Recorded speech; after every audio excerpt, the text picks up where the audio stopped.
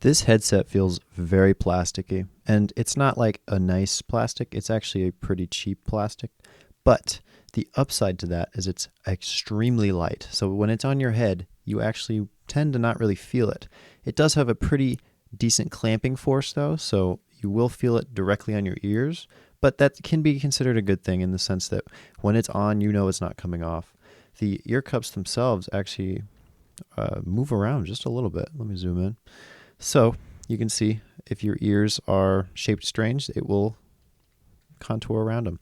The microphone itself also moves around, as you can see here, allowing you to adjust how far away you want it from your face or, how close you want it to your mouth. The top also has a pretty decent, actually, squishy band here at the top, which I would actually consider to be quite comfortable, even though it is very light. Overall, not a bad design.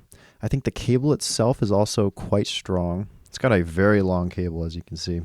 In the middle of that cable, we actually have a little thing here that lets you up and down the volume and a mute button, which is extremely helpful, especially if you're worried about being in that call and you don't want to have to hit the mute button in software.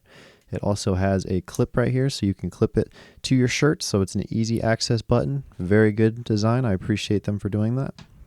And the USB itself, very high quality. I don't think you can go wrong with this. It looks perfect. The headphones themselves, I totally recommend.